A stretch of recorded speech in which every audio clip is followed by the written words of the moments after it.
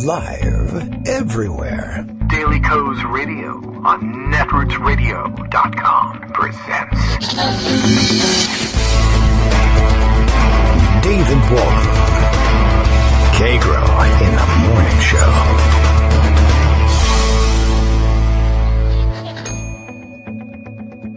Now, here's David Waldman. Hey, good morning, everybody. How are you? It is Wednesday, July 6, 2016. Time for another live show. It is Wednesday. It is Joan McCarter Day. We hope to hear from her later on in the show. Catch us up. There's actually happenings going on in Congress. There are happenings, as it happens, going on everywhere. And difficult to know which direction to take today. I know, least of all, which of the directions we'll go in. There is more outrage about Donald Trump and the things he said in his most recent speeches. There is outrage about the fact that there is outrage about what Donald Trump has said in his most recent speeches, including the recurring ritual of tweeting questions to the American public asking, why is this news? After all, he has already said this thing. Of course, everything has already been said, including the fact that people have already asked why this is news. We are now forced to ask why it is news to ask why something is news. But don't worry about it.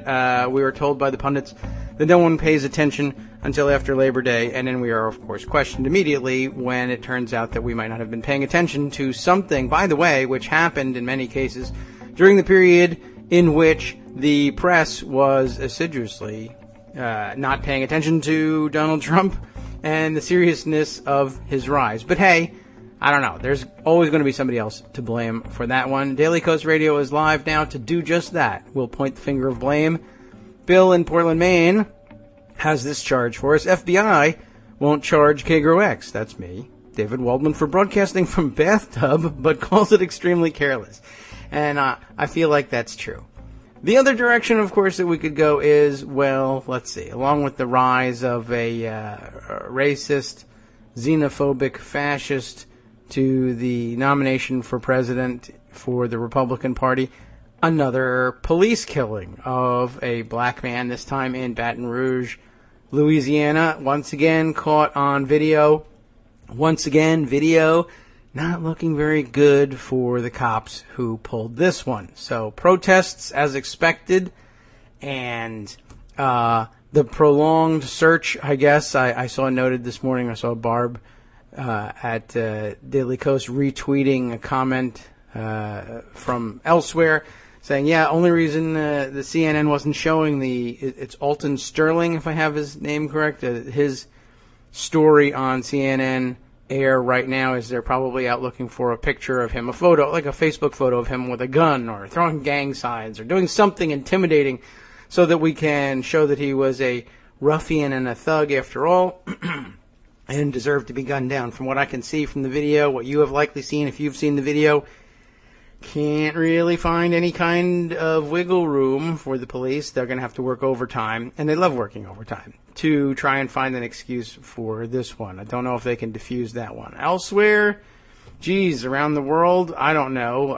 Over on the other side of the pond, they're up in arms over the run-up to the Iraq War again, and we can run down some of the reasons why that might be happening. Why is this news? I can't remember. Anyway, I think we're not supposed to ask that question.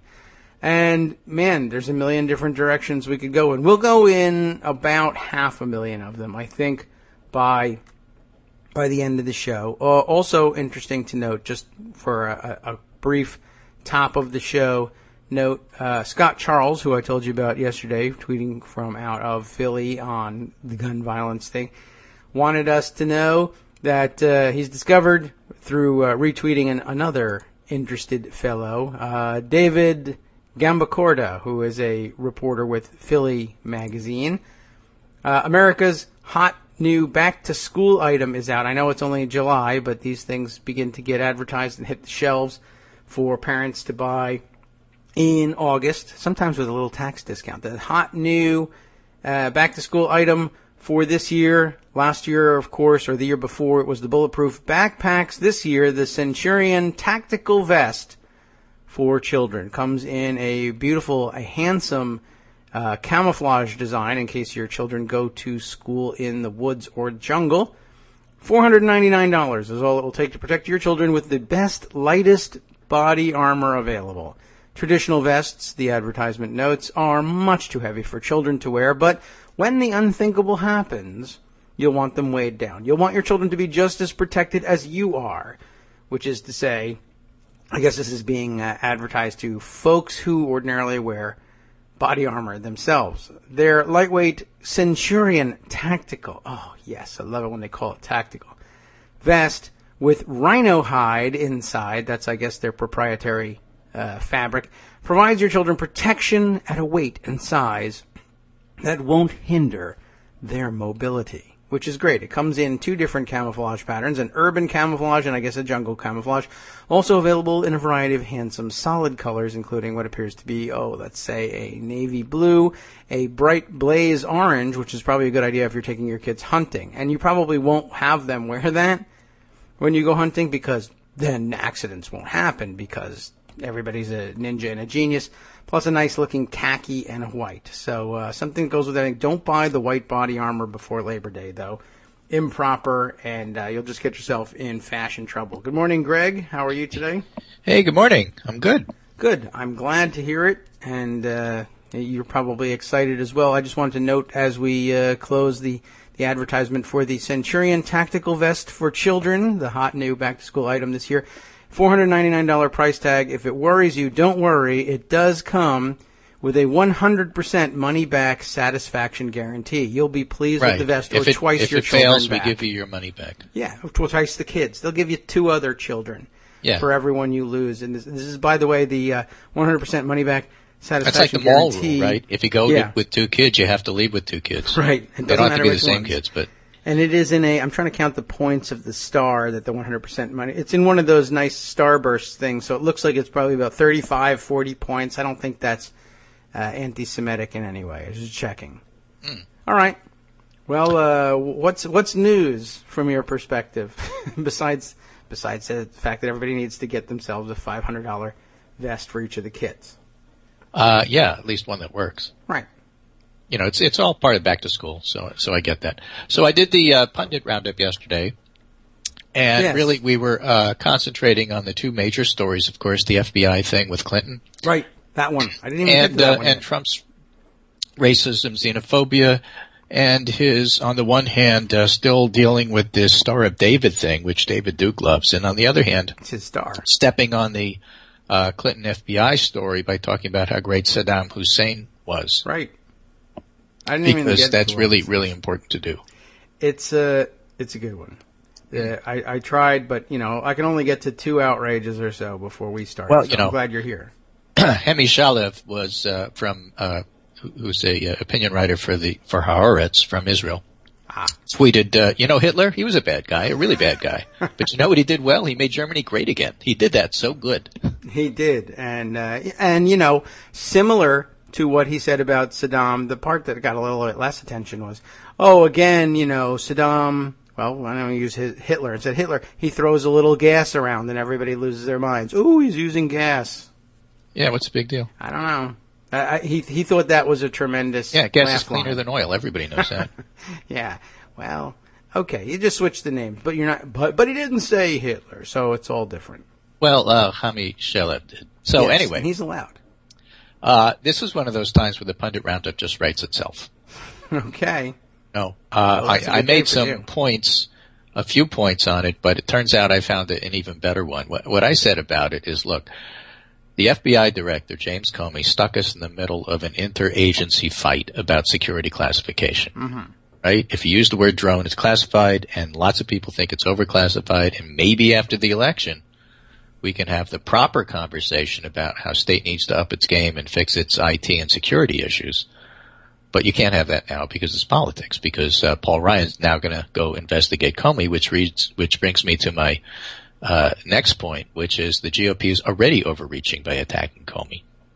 Now, It was an interesting move to give a long list of things that Clinton did wrong as part of but I'm not recommending any charges being brought. Something for everyone. Something for everybody. And of course, the reminder is that do not forget that every single person who works in D.C. is a politician. It doesn't matter whether you're FBI director. It doesn't matter whether you're CIA director. If you're not a politician, you didn't get the job.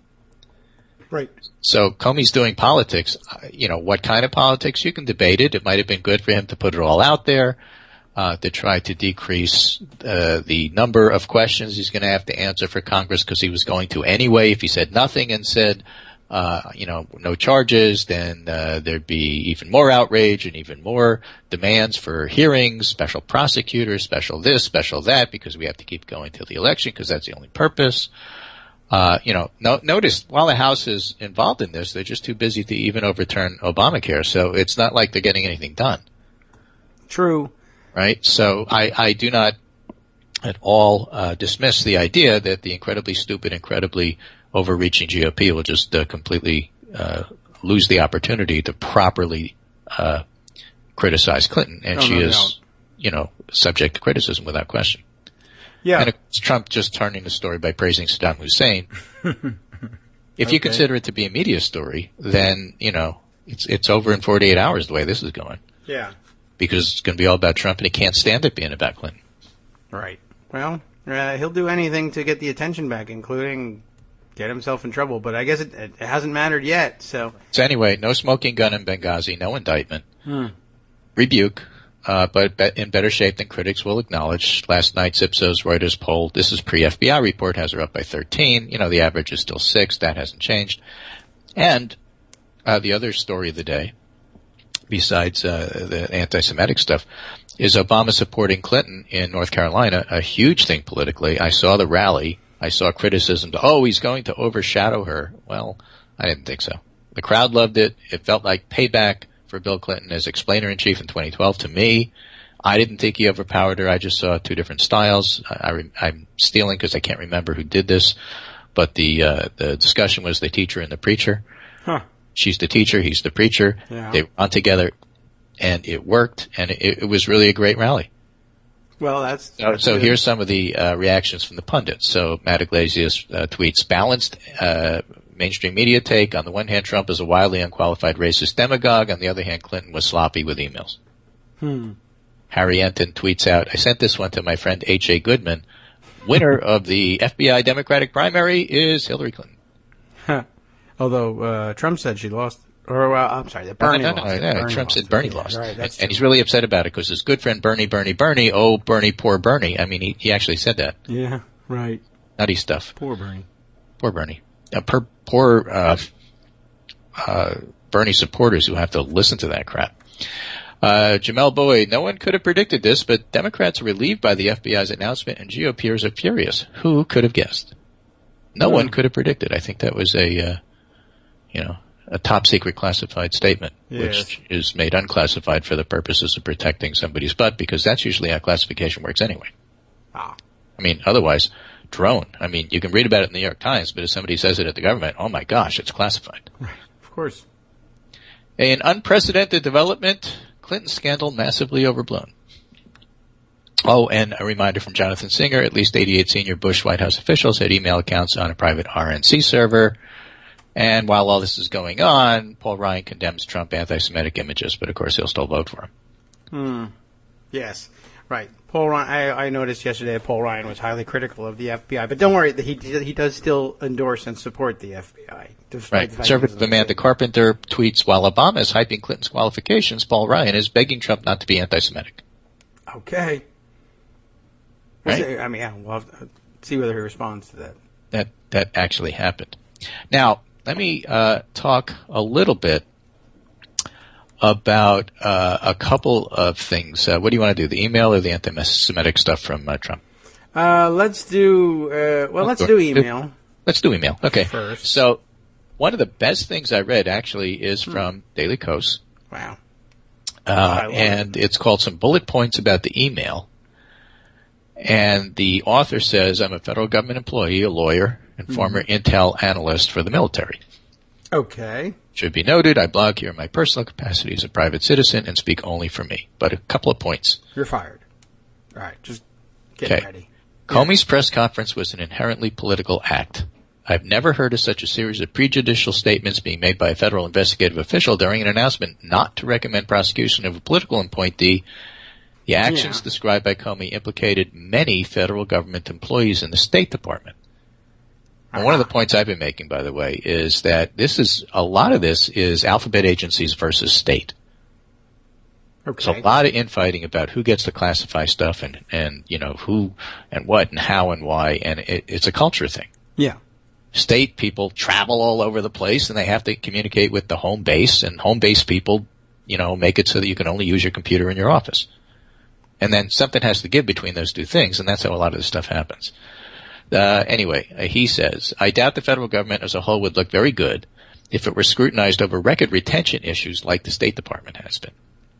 On balance, Clinton's use of a personally owned server had a better track record than the State Department system at both securing and retaining records. And again, part of the problem is the federal government doesn't fund up-to-date IT services. They're awful. Yeah. Big waste of money, big pork, etc. So on and so forth. The last time I actually had any contact in a semi-professional way was 10 years ago. And that's when I was trying to help HHS figure out how to do pandemicflu.gov and bring some of their stuff up to date. And part of the problem, they told me, it wasn't the equipment so much, is that you couldn't put anything on the site until it went through 3 different committees and 8 different meetings. And so by definition, it was going to be a month behind where you needed to be. And that wouldn't work in a real pandemic. Mm-hmm. So it's just the way things work. And anybody who works there, and that's, HHS isn't state and it isn't super duper security alphabets. Mm-hmm. But anybody who works there gets kind of used to that kind of environment, that you need these workarounds because it's the only way to get information out there, if that's your goal. On balance, Hillary Clinton's use, he says, of a personally owned server had a better track record than the State Department's, and political appointees don't show up and scrutinize the record retention policies and procedures of an agency unless ordered to by the president. These are systems put in place and administered by career federal employees. If a political appointee came in and started throwing their weight around on record retention, it would trigger a backlash from the career employees who, rightly so, try to protect long-term public interest from short-term political agendas. There's zero evidence Clinton did any such thing. In other words, state is a political appointee. Mm. So if the head comes in and says, change this, do that, do this, it's not so easy. Yes. Just watch any episode of Yes, Minister, and you'll get the idea.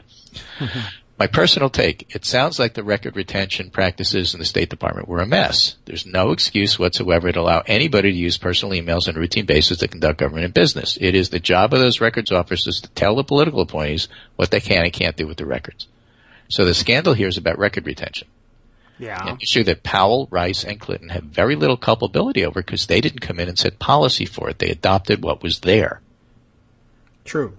All right. Okay, so talk about, and I like this because it shows a lot of insight about how things actually work. Talk about classification issues is great for clicks and selling copies, but there's very little problem here. Doesn't mean none. He, the author, sees 2 issues. Overclassification, when you create classified records merely by discussing the content of a publicly delivered presidential speech and reporting back open source reaction to it, you are tying the hands of government officials who need to effectively communicate to do their jobs.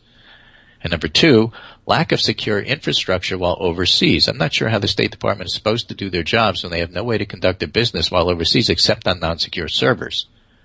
Some messages can't wait for access to a SCIF, S-C-I-F. Mm-hmm. Good question. Let's see. Secure communications. What? Sensitive compartmented information facility. Okay, I'm making things up. So what is it? Sensitive, compartmented information facility. Secure server. Yeah. Right? Okay, I mean, they get to make them up. It's not. So when you combine this with overclassification, it's a problem that's damned if you do and damned if you don't. Here's what's not a classification issue, so-called confidential information. You want to know what qualifies as confidential?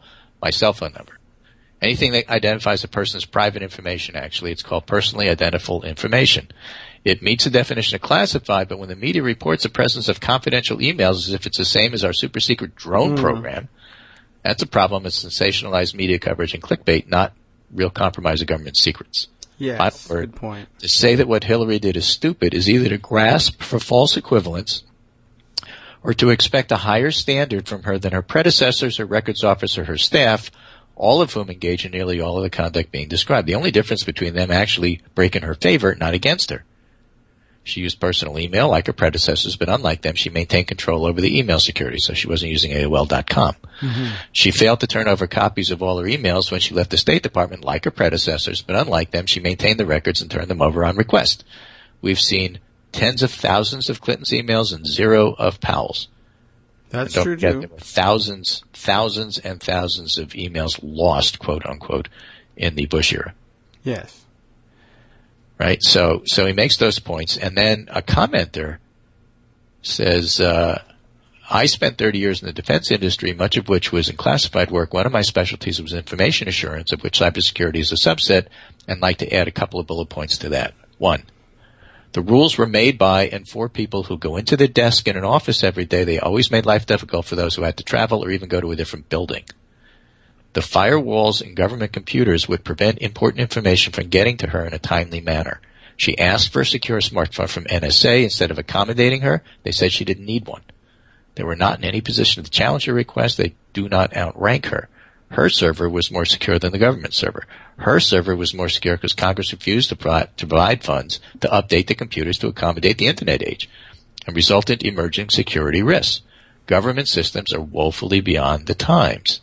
The government has been actively classifying what should be unclassified in order to circumvent freedom of information requests. This should be a bigger scandal than the emails. She chose a solution that would avoid infighting among agencies.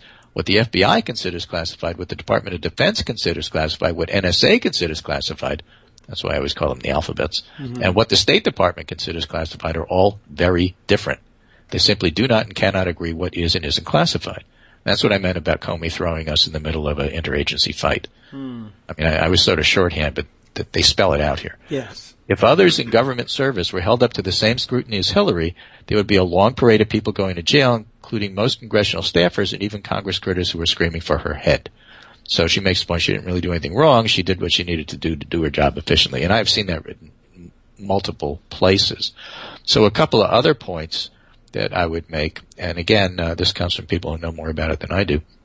But yesterday on Meet the Press Daily, Chuck Todd had a former prosecutor who basically agreed with what Comey did, which is to say not press charges.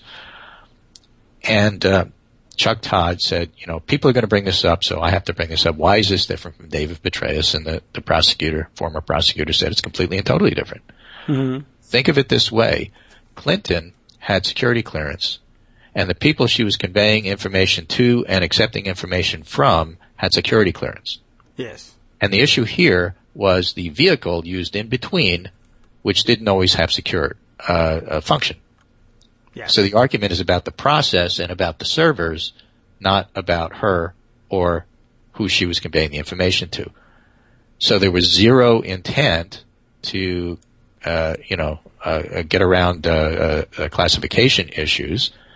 And the argument is about, of course, the method. Was there a method, if you're traveling, for example, that was even possible to do, and so on and so forth? Petraeus had secure information. He had classification clearance.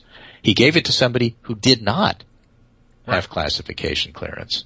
So completely different, totally already in a completely, totally different ballpark than what Clinton did, and therefore they should never be used in the same sentence as to why did she not get charged, but Petraeus did.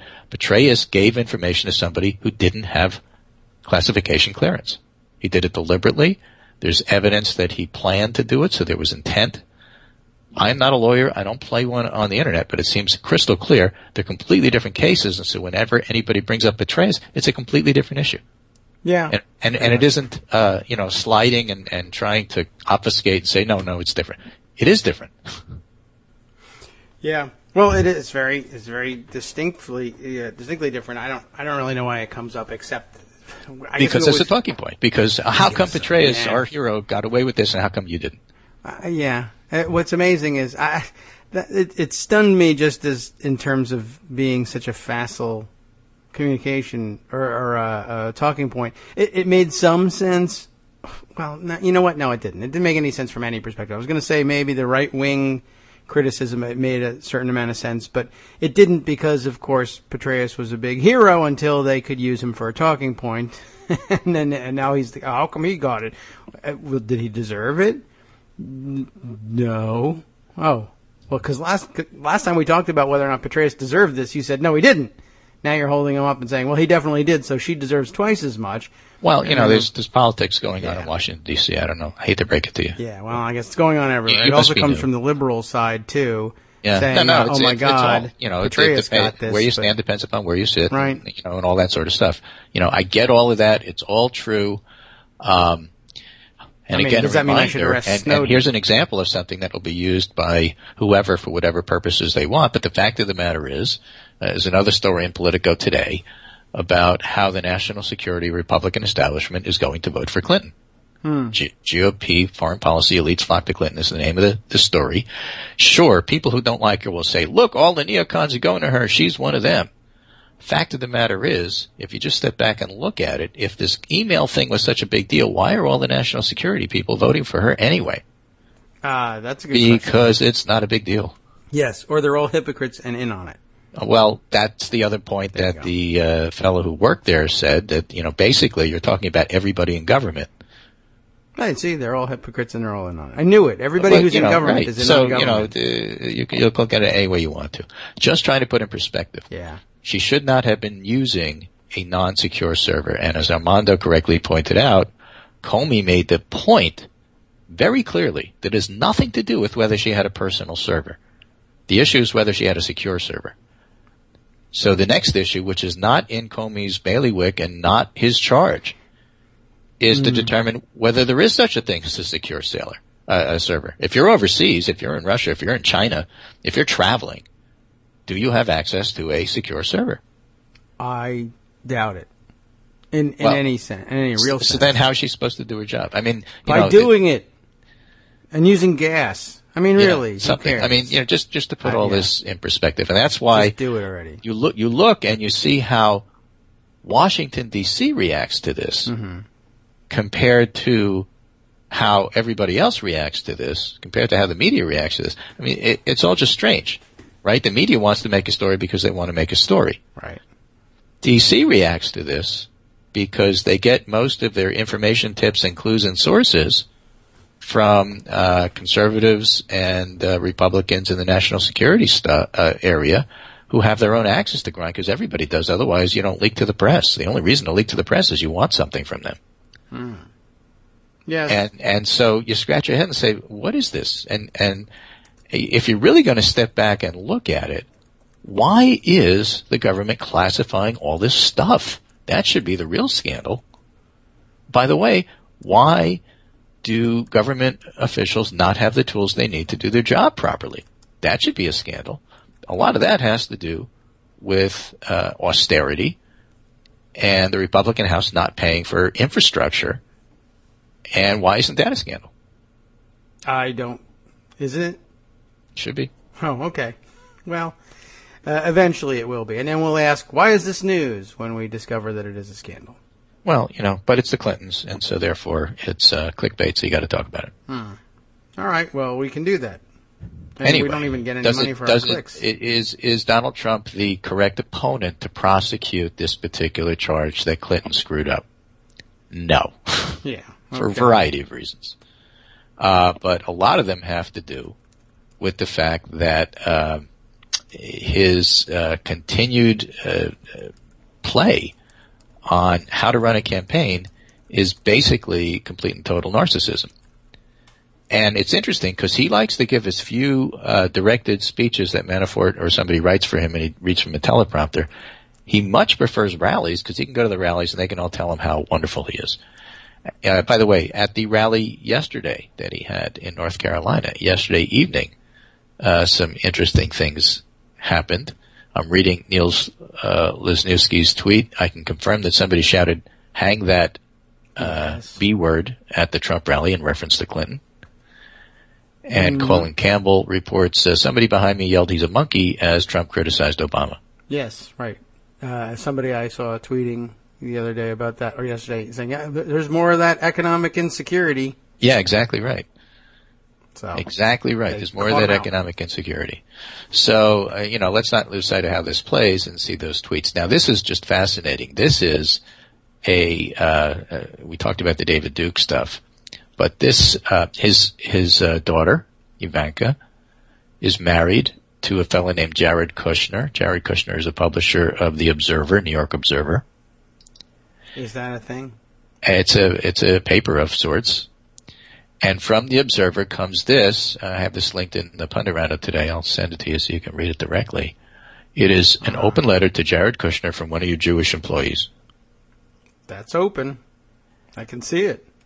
She was on Last Word with Lawrence O'Donnell at the very, very end of the show. Mm-hmm. My name is Dana Schwartz, and I'm an entertainment writer at The Observer, the paper owned by your publishing company. On July 2nd, as I'm sure you're aware, and have probably been wringing your hands about for the last 3 days, your father-in-law, Donald Trump, tweeted out an image of Hillary Clinton in front of raining money with a six-sided star declaring she's the most corrupt candidate ever. I responded to the meme calling out its blatant anti-Semitic imagery because people can play ignorant, blame the corrupt liberal media for trying to get Trump, but it only takes a basic knowledge of world history or an understanding of how symbols work to see a wall of cash, a Star of David, and the accusation of corruption and not see the subtext. But deny or play dumb as you might, when I tweeted out my response, my worst fears were realized. This message, whether purposeful or inadvertent, was met with cheers by those to whom the star's message was certainly clear. Mr. Trump's tweet was seen as a winking promise to this nation's worst and most hateful individuals. Here's just a tiny sample of the responses I received. There's a little video here. So somebody tweets to her, anti-white, Trump-hating Jew, we know. A world without Jews would be a far more pleasant one. I'm just reading from some of the tweets here. Of course, it's got the frog picture. Well, your nose can wrap around a basketball.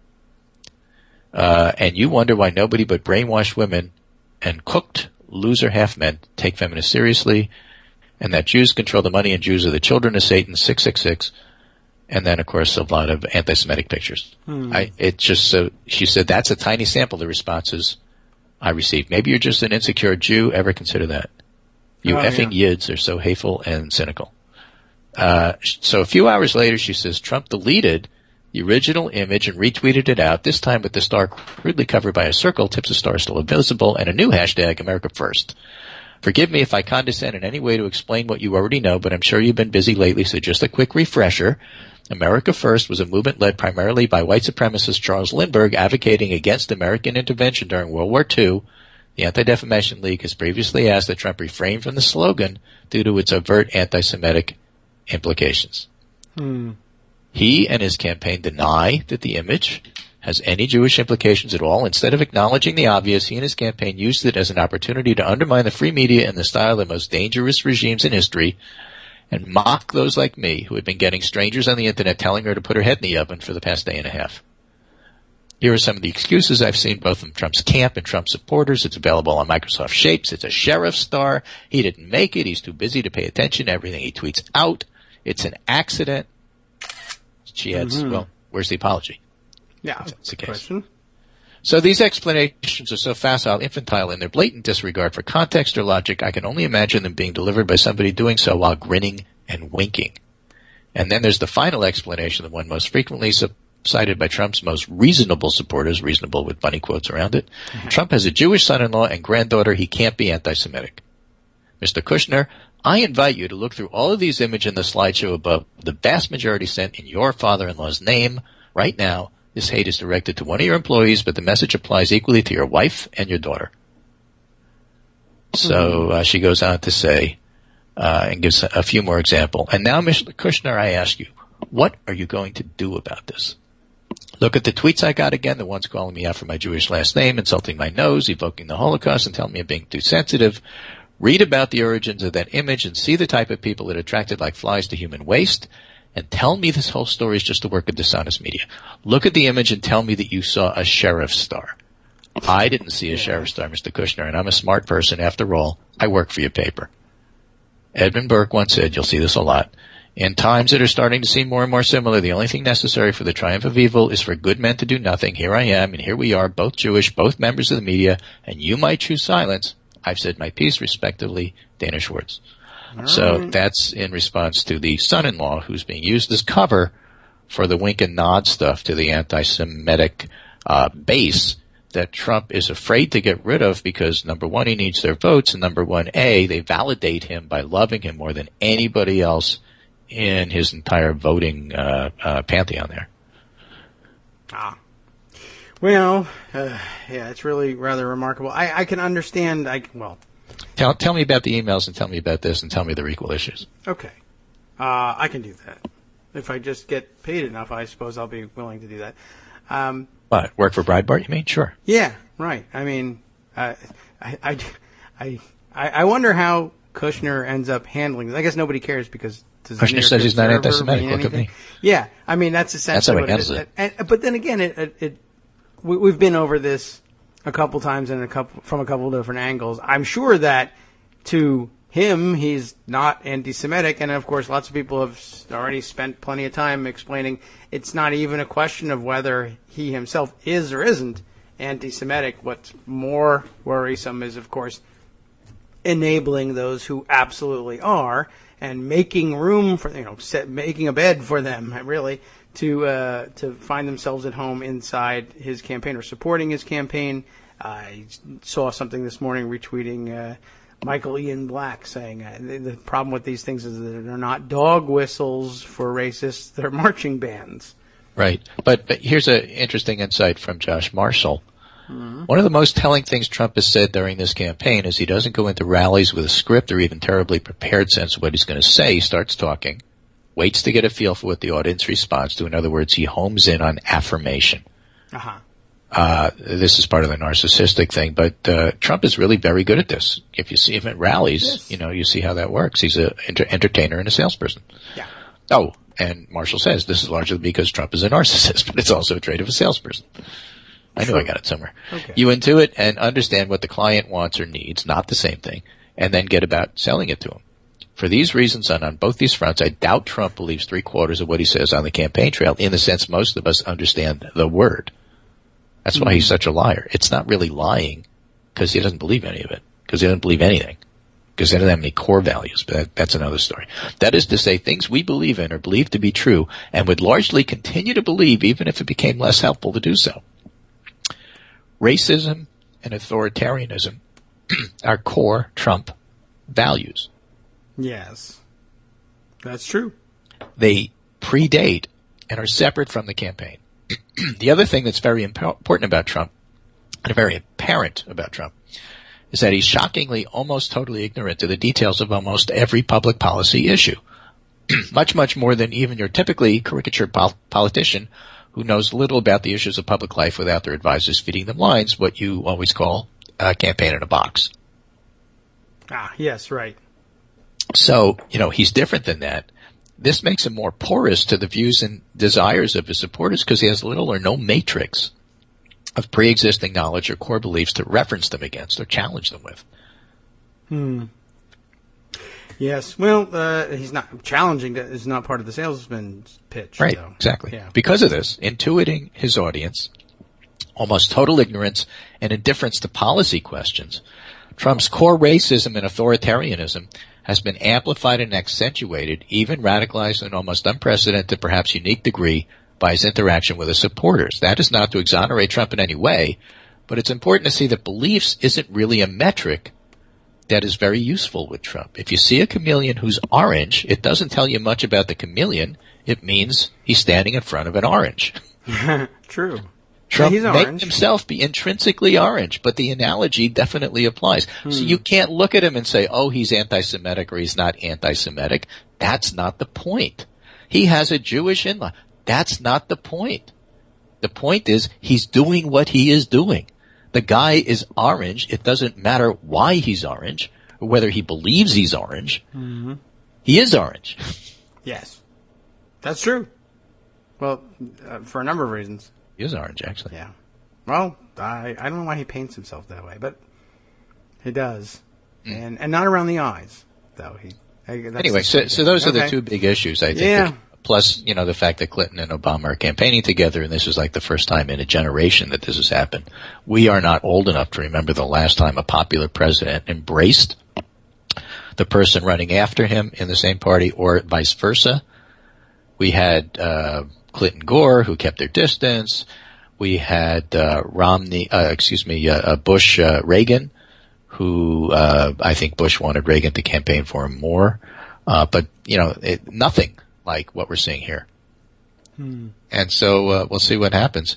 And, the pundits can pontificate about whether it's good to see them together, it's good not to see them together. They're not going to be together all the time. He has a day job. She's going to be campaigning all over the country. But every once in a while, they'll appear on the same stage. And in the meantime, they will be saying similar things, much of them about the unqualified xenophobic racist who they are running against. All right.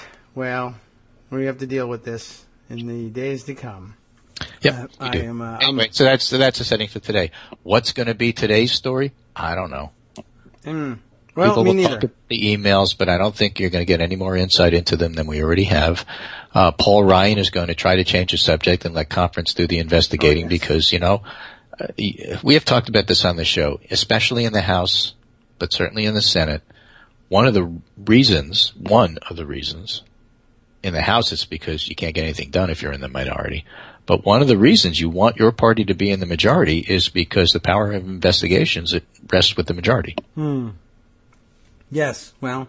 So if you have a Republican House and a Democratic president, you can assume that that 2-year term until the next House is going to be spent investigating the person of the other party because that's what they do. Yes, and it's the issue. True. They'll find one.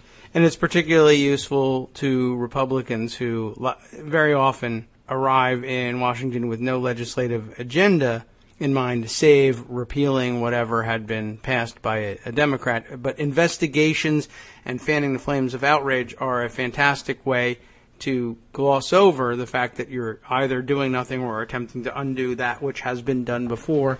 If that becomes a boring storyline for readers, you can just say, well, what we're not passing anything because we're so busy investigating the corruption of this administration. And that sounds like a legitimate which we end. assume to be true even without looking, and let's just go find it. Mm-hmm.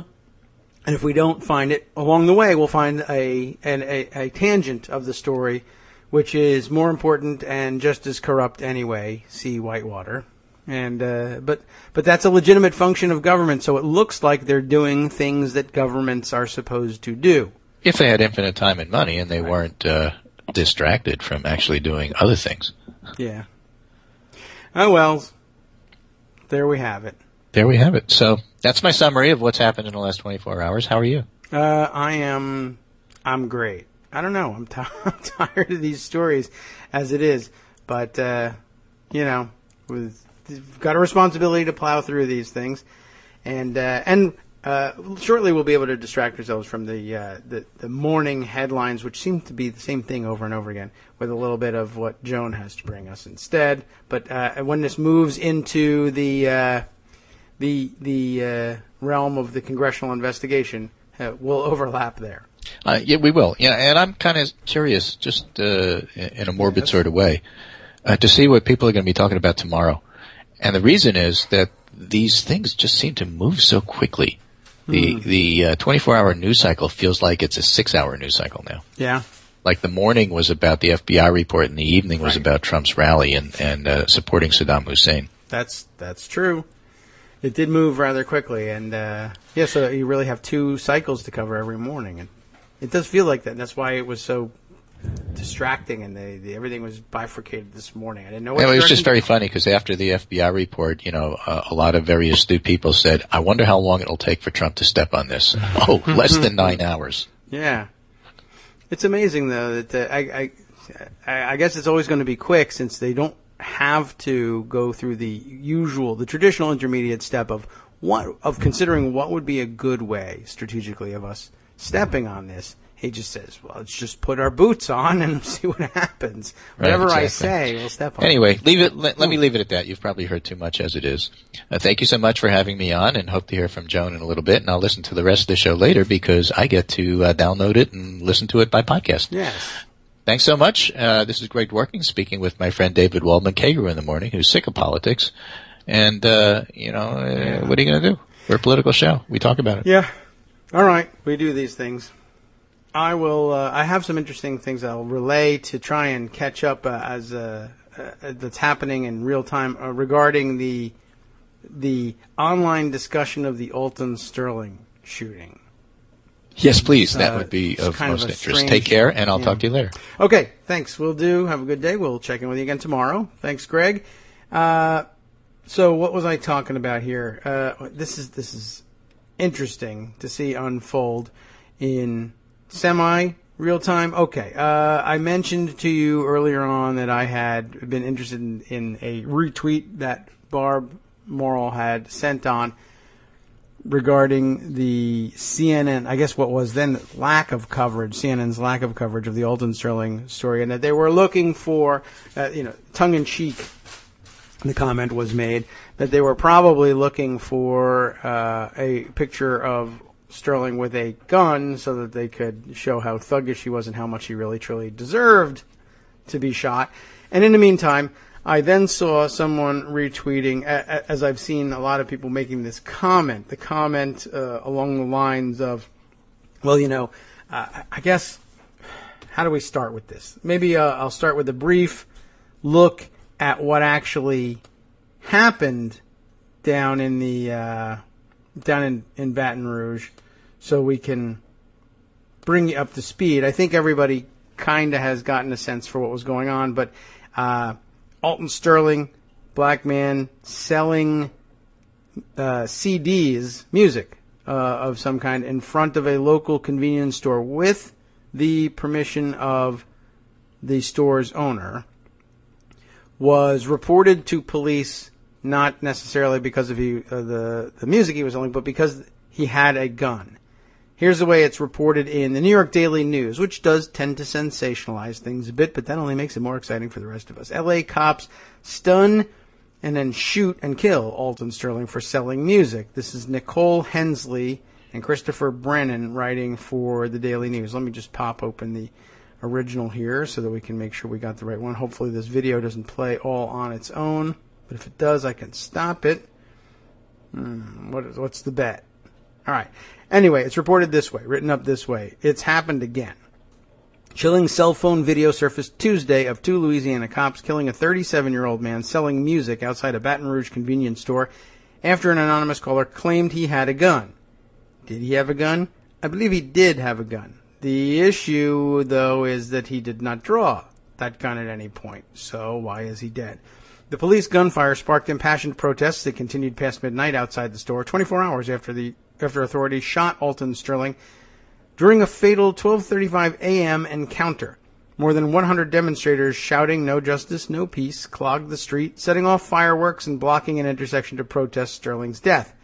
The grim 48-second cell phone video of the killing outside Triple S Food Mart shows two police officers tackling and wrestling a heavy-set man in a red shirt against the hood of a car before throwing him to the pavement. And indeed it does show that. "He's got a gun," one officer cries while the pair pinned Sterling to the ground. Well, of course he does. The reason you're there is an anonymous caller told you he had a gun. So I'm not really sure why the surprise there, but that's part of the act too. When you got to shoot somebody or you decide to shoot somebody, you yell, "He's got a gun," and then you shoot him.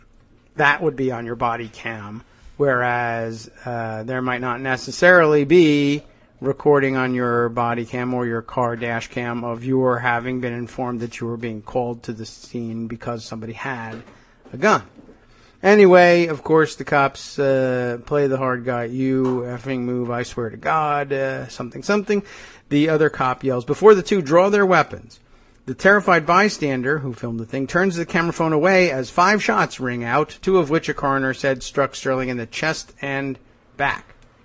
If you view the video, and I recommend some caution if you do, they have wrestled him to the ground. Apparently they used the stun gun on him. They've already wrestled him to the ground. They've turned him over on his back and pinned him to the ground.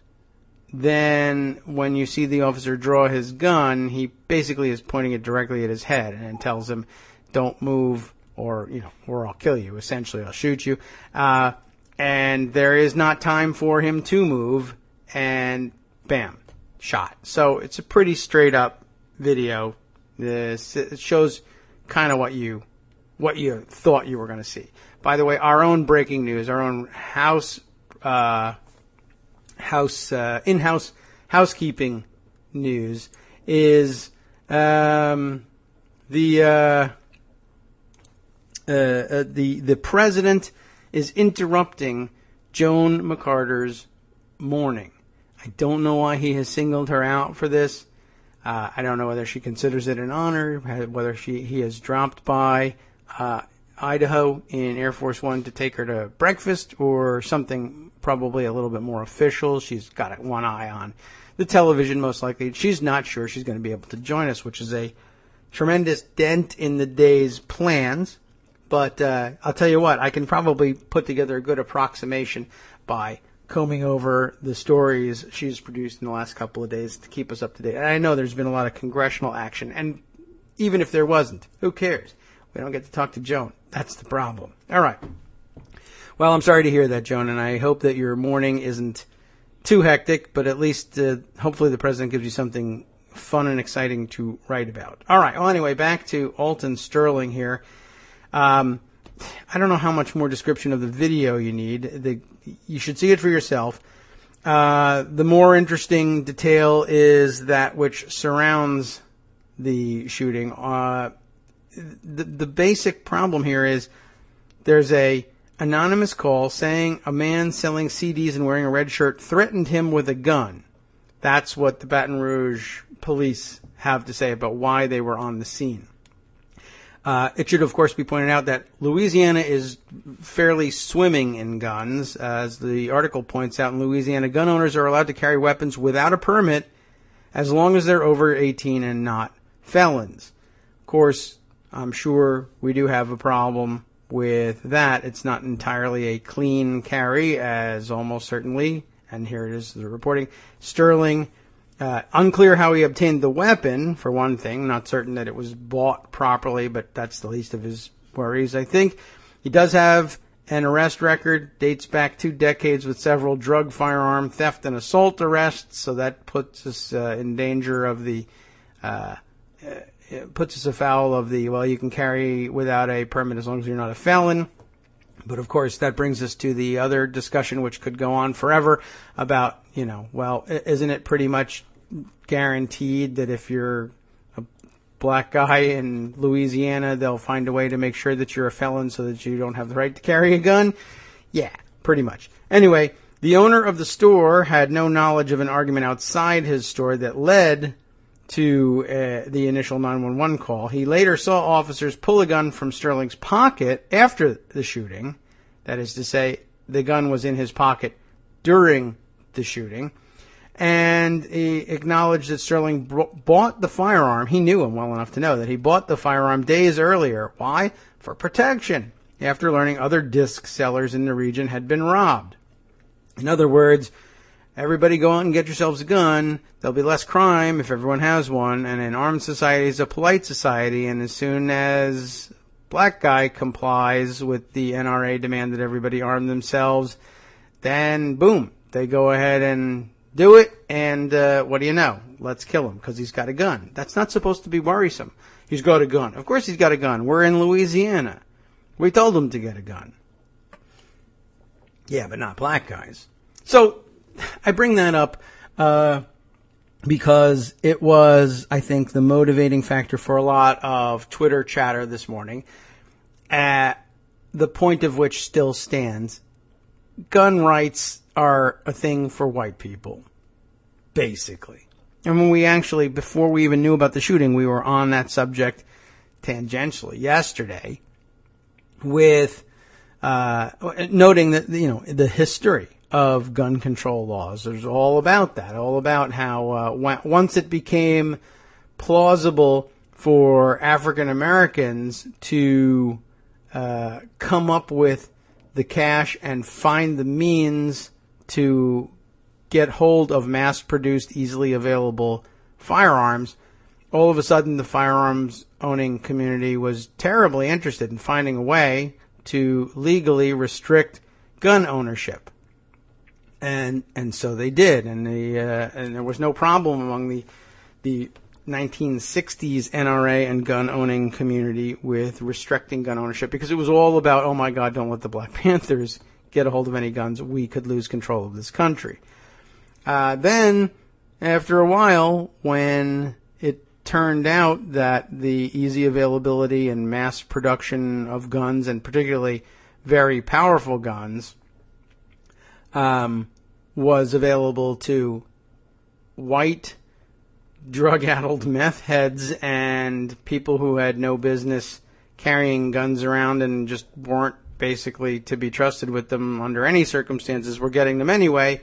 I don't know. It was too late, and by that point, they had to switch over to the talking point of everybody just, arm yourselves and we'll see what comes of it. And in the meantime, we'll have the police kill every black person they can find, I guess, essentially was what was going on here. Rebecca Romans commenting quite correctly, look at Tamir Rice, executed for carrying a toy rifle in Ohio, an open carry state. Was it a rifle? I think it was just even a handgun.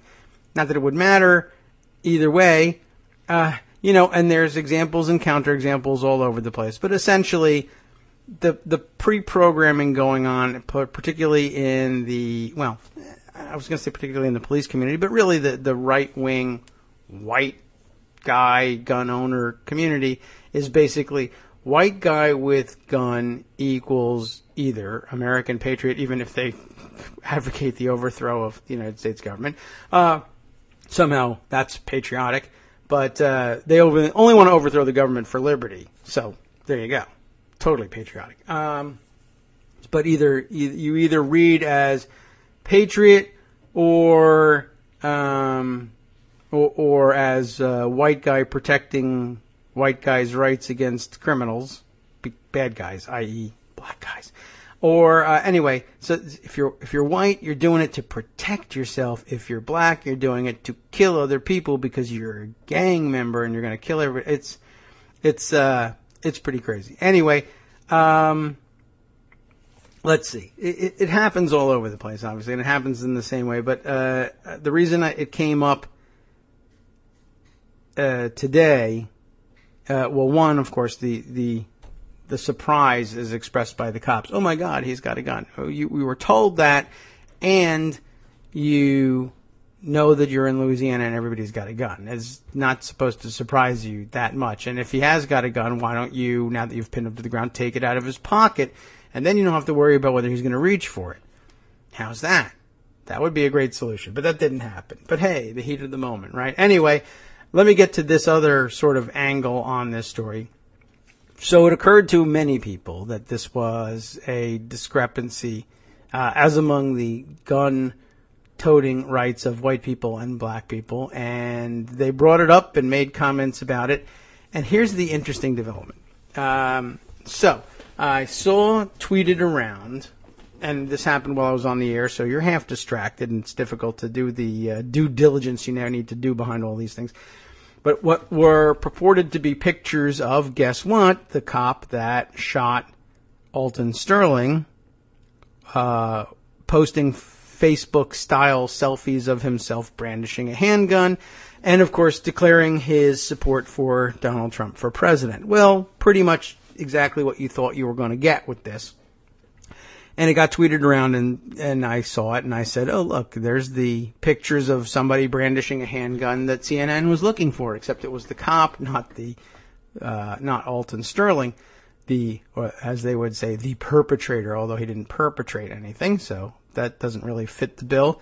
But the deceased certainly does. Anyway, it turns out that those are hoax pictures. It's not a photoshopped picture of the cop or the cop's face on the body of somebody brandishing a handgun or anything like that. This is the interesting part. What makes it really intriguing is it wasn't, as far as I can tell, an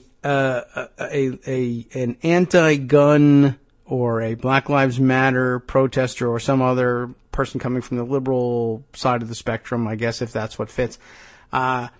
circulating a picture making the cop look more guilty. Instead, it is what an interesting angle to approach the pranking from. It turns out that this, well, at least the suspicion here is that this is part of a programmed reaction to these sorts of killings perpetrated by those alt-right racist weirdo trolls that get a particular kick out of meddling in such situations.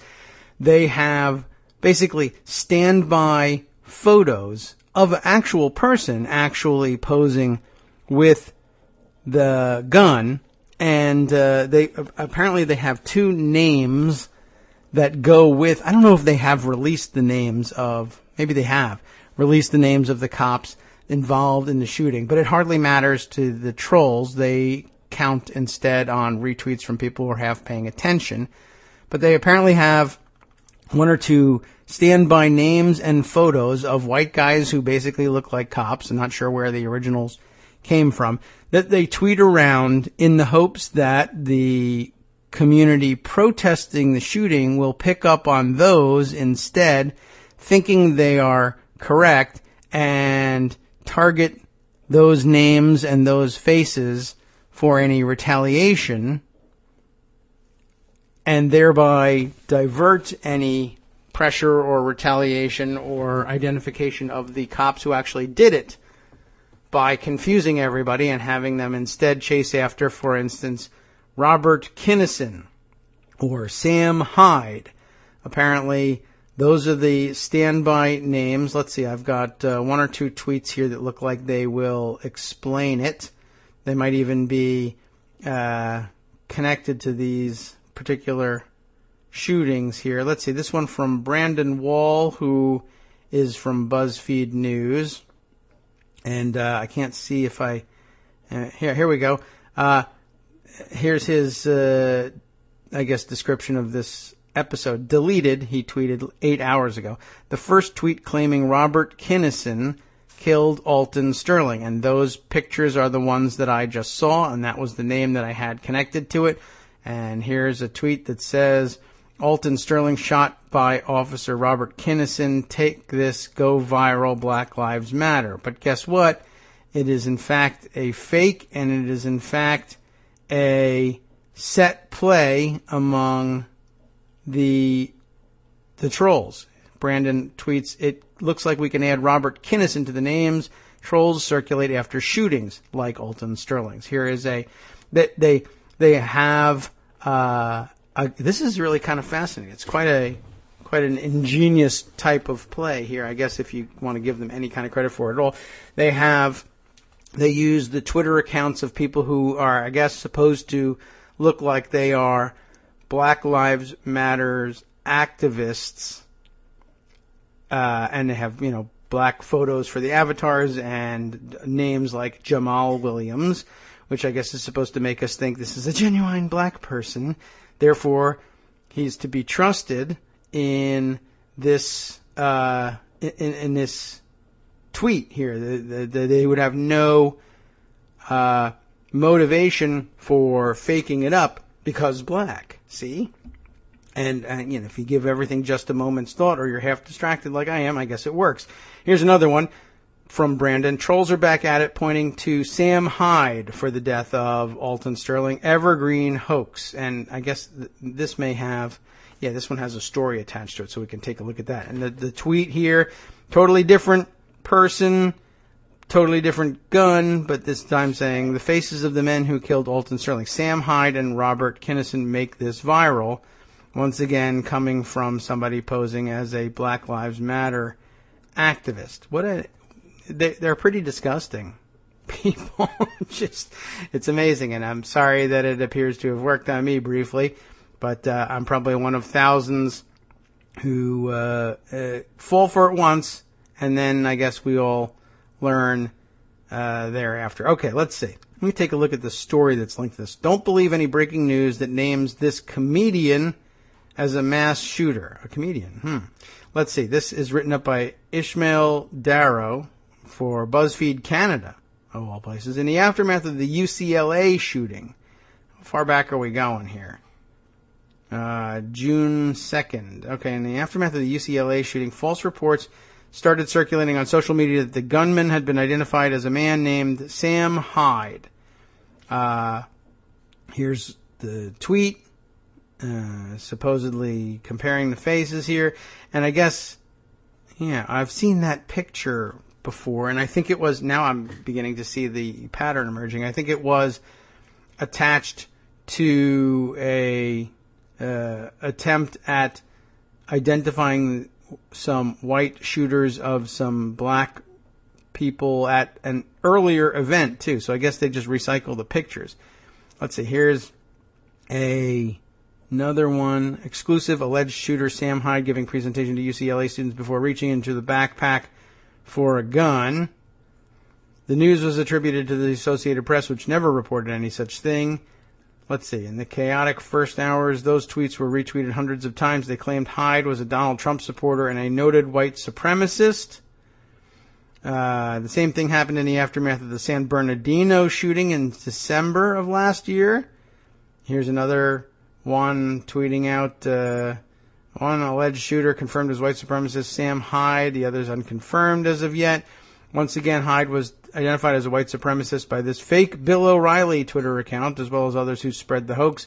The real shooters were later identified, of course, as Saeed Farouk and Tashfeen Malik.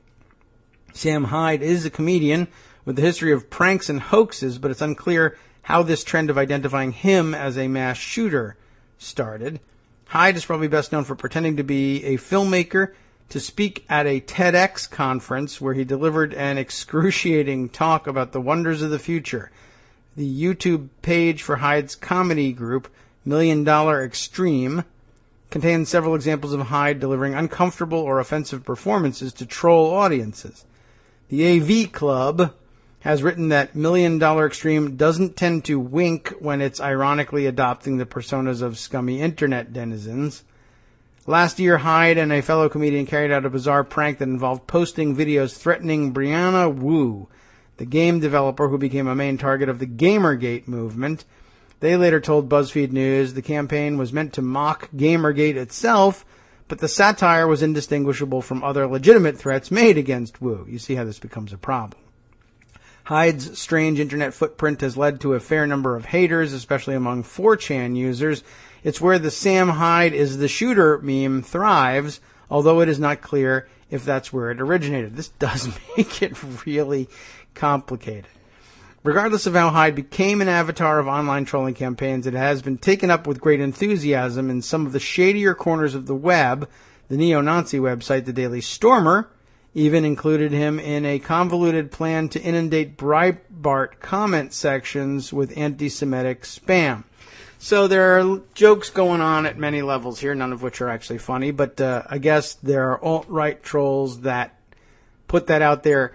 Some probably put it out there in the hopes of it is said, or I think other people were theorizing that they were putting it out in the hopes of deflecting real viral mob blame from the cops who actually did it, should they be identified, to someone else that they just also happen to hate, even though that person, it isn't entirely clear whether or not that is somebody that they really ought to hate, or whether it's really somebody working essentially under deep cover as one of them. So who knows? But what appears to be more believable out of all this, not so much that they are trying to force internet left-wing viral hate onto a comedian they don't like. Probably more to the point is they laugh to themselves uncontrollably every time a normal like you or me retweets the thing that they put out there for whatever reason. It was meant for you to retweet it thinking it was real when it really isn't. Who cares what the consequences are? We just will laugh as the numbers of retweets and likes go up.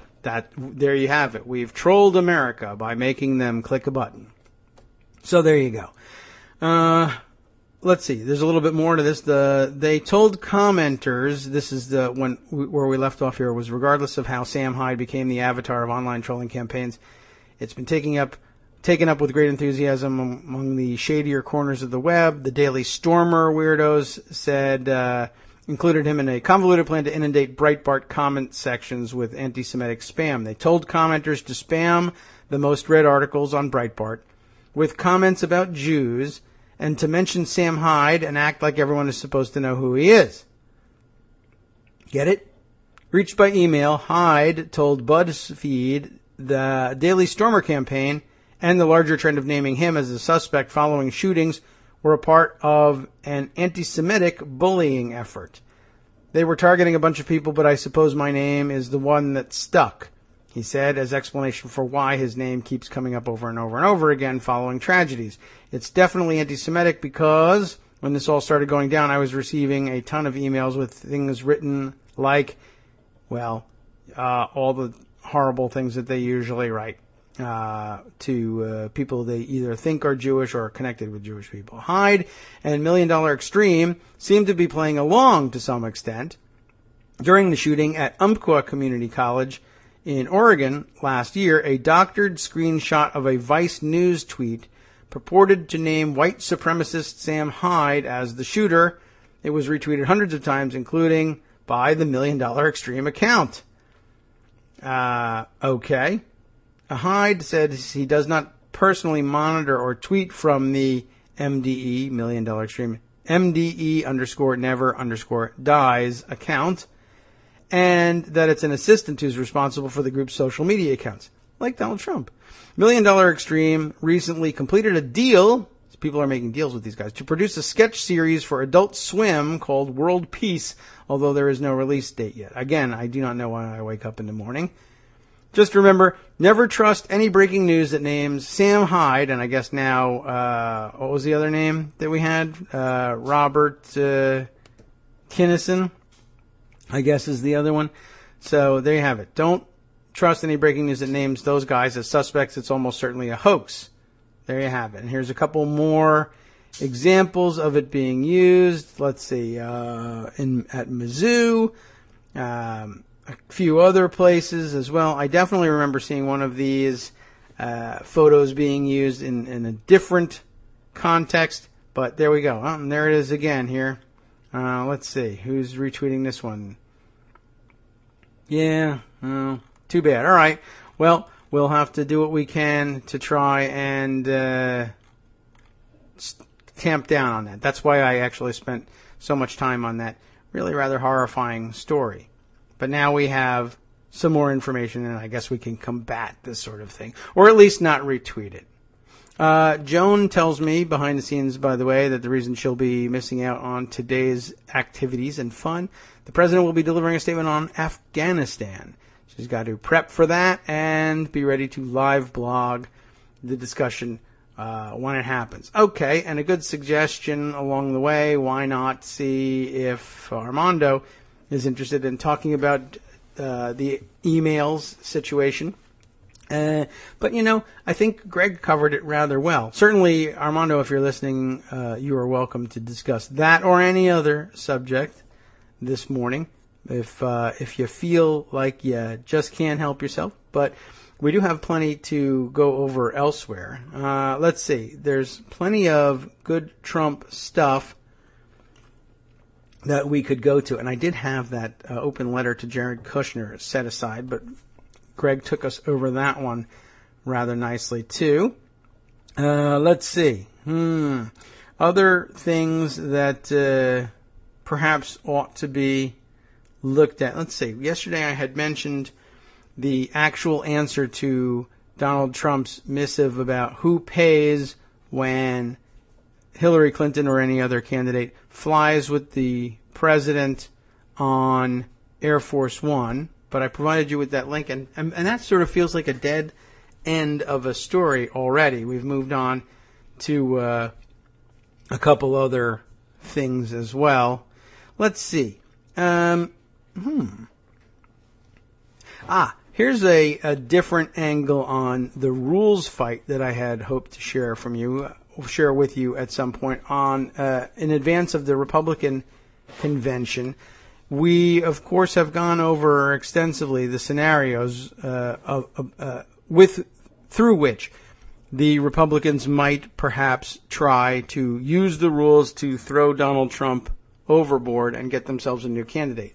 That's why I was struck by this headline from NBC News, an Ari Milber story. Last week, RNC rules fight begins, though it happens this time with a plan to lock in Donald Trump. And I don't mean lock him in the basement to nominate someone else, but rather lock him in as the nominee. The fight over rules that could upend the Republican National Convention officially began in earnest Thursday. That would be last Thursday, as delegates began circulating the first proposed rule for this year's convention in Cleveland. The draft rule obtained by MSNBC would effectively lock in Donald Trump as the GOP nominee and kill the Stop Trump movement once and for all. We weren't talking about that. Anti-Trump forces have talked up rules that could let delegates vote against Trump regardless of the primary results, but the new rule would stop any and all of those efforts with a silver bullet, freezing the 2012 rules so that no alternatives go into effect this year. That's actually quite clever and quite surgical. Well done, rules mavens over on the Republican side, even if I don't really know how I feel. I can't make a guess as to whether we do better as a country or worse by keeping or getting rid of Donald Trump as the nominee. I don't know. It's a toss of the dice. I assume we should just stick with the game plan here and let him be the guy and work against that. You know what? I'll think of it like you want a sports analogy? This is not a sport that this probably has a tremendous amount of following among the listenership. But if you ever wondered, how does a professional, like a NASCAR driver, deal with the fact that there's people crashing all over the place? What do you do when you're going 200 miles an hour or nearly 200 miles an hour and all you can see, there's a crash ahead of you, all you can see is a cloud of smoke and you got no idea who's spinning around in the middle of it? There's no way to know how to do it. You got spotters that can tell you if they can see. If you have time, you can, of course, hear from your pit crew that says go low, go high to avoid the wreck, whatever. But if you're just right behind them at 200 miles an hour, there's no chance to do that. You know what I understand what they do when approaching that cloud of smoke is you just say, you know what? I guess you can take your foot off the gas, try and decelerate a little bit. You can't hit the brakes. That's not going to work. Go straight. Go straight through it. There's no telling where anything is in that cloud of smoke. It's like a electron cloud. Something could be there. Something might not be there. It's somewhere inside of this cloud of smoke. At random. You just go straight. Of course, the shortest path from one point to the other, from the start of before the wreck, before the cloud, to safely through the cloud, straight line is your best bet. And anything could be, there's no point in trying to swerve through the things, and you're just as likely to steer into something and crash into it as you are to avoid it just by going straight. I'm going to say that ought to be our tactic here in terms of if you're thinking of rooting for a Stop Trump movement at the Republican convention, or you're not sure whether you're better off getting rid of Trump because for the good of the country, you should not even risk Trump being allowed to be on the ballot in November versus, well, let's put him on there and then stomp him. Just go straight. Just assume that he's going to be the opposition and work as though he were going to be, because he probably will be. Don't try to finesse anything. Just drive straight through. That's my terrible analogy for you. So, where were we with the rules changes? Anti-Trump forces, as we mentioned, have talked up rules that could let delegates change their votes. But here's the silver bullet. This is clever, freezing 2012 rules so that no alternatives go into effect this year. The simplest and most elegant possible solution. A rules change that basically refuses to allow rules changes. Freezing everything in place and saying you're living in 2012 or 2016, what you lived with in 2012, what was good enough for Romney is good enough for Trump, and that's what we're going to do. The proposal states any amendments to the party rules will not take effect until this year's convention ends. If the proposal passes, and I have no word on whether it did or not, it guarantees that if amendments designed to stop Trump, such as a conscience clause that would function as a delegate escape hatch, are passed, those would only go into effect at the 2020 National Convention. And it's content neutral, so it works very nicely. Solomon Yu, an Oregon delegate on the powerful Convention Rules Committee, is submitting the rule through the RNC's formal amendment proposal process. So an amendment proposal proposing that there be no amendments this year. The proposal would take politics out of the rulemaking process, really would take personalities out of the rulemaking process, he tells MSNBC, and focus on unity so we could defeat Hillary Clinton in November. Well, I hope that doesn't happen. That sentiment could be a compelling argument for delegates heading to Cleveland. Even Trump's detractors within the RNC have said it would be unfair to change the rules in the middle of the game. It would. The question is, did they care? My solution is very, very simple, Yu said. He tells MSNBC that he has not endorsed any candidate in the GOP presidential race.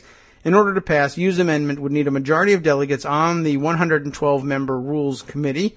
The committee meets on Thursday and Friday before the convention and then sends its proposed rules to the entire convention for an up or down vote by all delegates. That's why we don't know how it did, I guess. This convention typically affirms whatever comes out of the committee. Any convention, really, typically does affirm whatever comes out of the committee. Historically, the committee tends to revise rules from previous conventions rather than applying them automatically, so the approach is a departure from precedent. If the committee passes Yu's rule, or simply rejects all proposals designed to thwart Trump, there are a few viable paths left for delegates seeking to stop the real estate mogul. If a quarter of delegates on the committee back a rule, it is sent to the convention floor through an arcane process known as a minority report. In theory, a majority of delegates could choose that minority rule over the committee's rule package, but that process has never been used to deny a presumptive nominee the nomination. So that, that's actually the end of the article. It sort of ends rather abruptly, but that pretty much makes it clear how long a long shot the Stop Trump Through the Rules proposal actually is. I mean, it can be done, but I guess consider the fact that it would require enormous amounts of cooperation and all, not unanimity, but certainly near unanimity among the Rules Committee types, not to mention the delegates, although I don't know how difficult it would be to convince delegates who really thought, even though they're there as Trump delegates, were, in some cases anyway, as we discussed earlier in the season, elected as Trump delegates despite the fact that they were really hoping to be Ted Cruz delegates, or anybody else's for that matter. But so the stealth delegates might not be that difficult to convince, but they don't tend to make it all the way to the Rules Committee. And if the Rules Committee is already discussing ways openly and openly discussing ways, and looks like successfully discussing ways to lock out changes and lock in the presumptive nominee, you are very unlikely to get to the level of agreement and unanimity necessary to push through something as extraordinary as a rules change that would allow the delegates on the floor to unseat the presumptive nominee. So I think it's at least an important piece of context. Plus, I enjoy the peek into the elegance and surgical precision with which the rules mavens at the RNC seek to, make their job a little bit easier, if nothing else, and I guess lock in the presumptive nominee. I guess it's just as useful for them to try to drive through the crash cloud straight as it is for us. And so I guess it'll happen. The inevitable Donald Trump as nominee. Okay. So that, I think, well worth turning around and getting included in our narrative there. Okay. Let's see. Here's another interesting item, something that, sort of a random item for our ongoing narratives. A little bit of gun news and a little bit of entrepreneurial news, let's say. Here's the bit. From St. Louis area comes this idea in the St. Louis Dispatch by Ashley Lisenby, is our writer here. Gun lockup truck ready to launch in downtown St. Louis, but still ironing out licensing issues. All right, tell us, what does that mean? Here's the story. Former Army reservist Justin Hulsey's goal of opening an armored truck to store guns and other valuables for people heading to downtown sporting events is nearly ready to launch, but questions about licensing could prove to be a barrier. Still not entirely clear. For now, his Weapon Safe Armory truck, that's the name of his business, the Weapon Safe Armory. His truck is parked in a one-story garage with graffiti scrawled across its door in the 200 block of Chouteau Avenue. I'm not sure, A, how to pronounce that, and B, why it was important to tell everybody where it was, because now someone will go steal the truck. But anyway, not you guys. Just don't talk to your thug friends who are truck thieves, and everything should work out. But hey, we can't control it if we're just a wildly popular podcast and thieves begin listening to our stories for information about what they could be stealing. What can I tell you? Guns attract crime, or at least it's almost as if that's the case. Anyway, the company plans to launch the truck in time for a Cardinals homestand beginning July 15th. That's right around the corner now. I don't know whether they're in shape to make it, but it's an ambitious idea. What the hell are they actually doing? Well, as the name suggests, or at least partially suggests, people with concealed carry permits, and it really doesn't suggest this. We need this article to tell us. So thank you, St. Louis Post-Dispatch. People with concealed carry permits can check in their firearms at the truck, which will be parked near Patty O's bar just south of Busch Stadium. But patrons can also store electronics, purses, and other items for $10 cash per bag or $15 when using a credit card. They just don't come right out and say it up top here, but in case you're still confused, guns everywhere. Bring your guns wherever you go. Concealed weapons, of course. Missouri loves the concealed weapons, not quite as much as, say, Tennessee and Georgia, but definitely a thing there. But they keep running into these liberal, unconstitutional, gun-hating, blah, blah, blah, gun-free zones, essentially. You know how they are about gun-free zones, and they'll overcome their objections to being murdered to go to a Cardinals game, I guess. But in order to stay in compliance and keep your family super-duper safe, if you're carrying your concealed weapon with you throughout dangerous downtown St. Louis, but really, really want to go to the Cardinals game and know you could either lose your gun or, if you're actually particularly conscientious, do something wrong with your gun and actually hurt somebody. I doubt that would occur to anybody, but you and me. But if you're looking for a way to carry your gun to the maximum extent possible, right?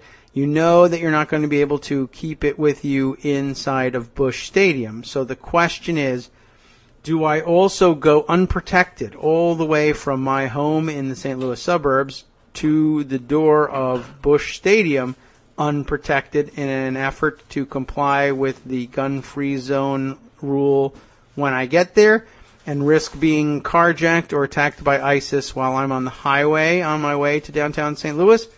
Or do I risk another kind of problem and bring my gun all the way into Busch Stadium with me, if that's even possible? I don't know whether they have metal detectors there. I don't think so, but they possibly could do some kind of searching. And, well, you know, any number of things could happen between here and there, and you could get yourself caught. So what do you do if what you really want is the gun-free zone is just Busch Stadium. There's no gun-free zone between my house and there. Why can't I bring my gun? Well, what you could do, you could bring it with you, and then you could lock it in the car and then go. But, of course, that's probably not a great idea either, because, honestly, I imagine that there's probably pretty sneaky gun thieves out there. And as you know, guns attract crime. And if you are seen or even assumed by a clever criminal to be putting a gun away, let's say in a glove compartment of your fancy car that you usually don't necessarily see in this area of town unless they are driving to Busch Stadium to watch a Cardinals game and leaving their car unattended for the next several hours, it might be a good idea to break in and check all of those glove compartments and center consoles and see if you get away with, perhaps either a gun that you saw somebody take out of their concealed carry holster and put in there, or they just look like the kind of person that might have stored a gun in there, and even if they didn't, then so what? You'll just steal whatever is in there and get away with that stuff instead, and isn't it fun being a criminal? So you got this issue. Well, here's our solution. So Justin Halsey says, why run the risk of being hijacked by ISIS on the way from your suburban home outside of St. Louis on the way to the baseball game?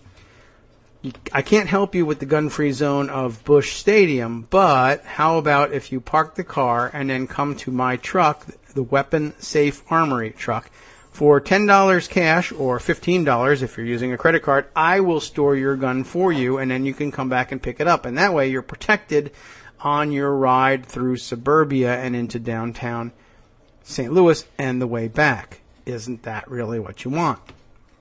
So that's actually not a bad idea. But problems arise. Why should problems arise? After all, as Justin puts it, I rent bags for a living. I rent you a bag. You put whatever you deem valuable inside that bag, or put nothing inside that bag if you want. It's up to you as the consumer. I don't regulate these things. I rent you a bag. You put whatever you want in the bag, and I store it for you just so you have the added convenience of knowing your stuff's protected when you go to an event. So why in the world would the government have any interest whatsoever in regulating bag rental? Now, of course, there is a catch. To whom are they advertising the use of these bags? As unassuming, the article continues, as renting a bag may seem, the 33-year-old entrepreneur said he has had to first verify if the business was legal. A search that took him from national agencies such as the FBI to state-level officials. Well, why? All I'm doing is renting a bag. I don't care what people put into bags. Of course, the real area of trouble is Hurley says the business is legal. Bag rental is obviously legal. The gray area, though, arises because a civilian temporarily storing firearms for other civilians has never been attempted before. And, of course, what's meant to go in the bags is other people's guns. So what you're really saying here is you're going to help people avoid the problem wherein guns attract crime. That is, guns attract criminals to try and steal those guns. You're going to help them avoid being targets for theft by leaving their guns in their individual cars, which, though easy to break into, admittedly take a long time to break into several cars and collect as many firearms as you can, and all of that additional breaking into cars raises the risk of being caught.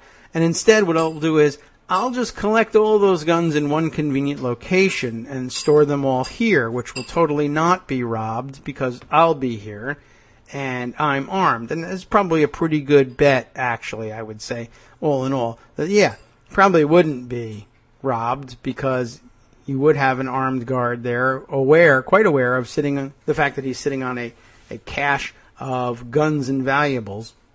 Although, I guess, a very brazen set of thieves might decide that it was worth the payoff of possibly losing 1, 2, 3, 4 or more of their number in battling this guy for control of his truck. But hey, I hope they don't try it. Besides which, there may be other customers showing up late to the game that might help him in a shootout. So my advice to you, if you're a thief out there, is you're probably going to want to avoid this target. It might actually work here. The idea that knowing that there were armed civilians right in that area might, in fact, deter you from perpetrating that particular crime. What you're going to want to look for is the guns left behind by people unwilling to pay $10 or $15 to store them with this truck, or people who really park on the other side of the stadium and don't want to go all the way around to find this truck. But it's a very interesting idea. Very interesting, thoughtful, good niche. Cute of him to try and put it this way, so all I do is rent bags, and so therefore there ought to be no regulations. It just so happens that, the intention is to fill those bags with other people's guns, which I am not personally permitted to carry and which are not licensed or registered to me. And, golly, I wonder why that would cause a problem in the eyes of the FBI and other state-level officials. So there we have it. Clever idea. They're still ironing out licensing issues, but planning to be operational on July 15th. Good luck to them. We'll see whether that's the case. Hulsey said customers would have to provide proof of identification and fill out a waiver with their name, phone number, and perhaps a driver's license before storing their guns. So no worry about the heavy hand of regulation on Hulsey's side of the equation. That's totally cool and necessary and logical because you're a fellow gun guy. But if the government were asking me for it and storing the guns for me for free, that would be horrific tyranny. The armored truck will be outfitted with 360-degree surveillance cameras and secured by body camera-toting guards from Chase Security. Are they any good? Does anybody know? Both Hulsey and Chase Security owner Isaac Porch said their primary concern is safety and decreasing crime, particularly crime against them. Hulsey said he was inspired to start the mobile storage business after a November robbery of an Army veteran who was shot and paralyzed in the holdup downtown after a baseball game. Busch Stadium doesn't allow fans to bring guns into the stadium, so those carrying them have to leave their firearms behind when they go to a game. That leaves them unarmed going to and from Busch Stadium, and if their guns are in their cars, presents a tempting target for thieves, which I told you earlier. Firearms are getting stolen out of cars because people leave them in their car, Porch said.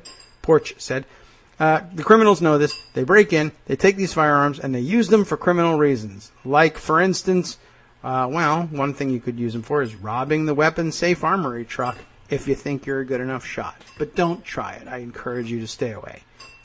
Very interesting, and segues into another area that, now where was this thing? I thought I had put this aside, and then it turns out that it's not there for me, and that's a continuing problem. But we had another gun issue this morning that I thought made a good follow-up to this one. Let's see if I can't find it in my own Twitter feed here and identify the idea I had here. It wasn't the tactical vest.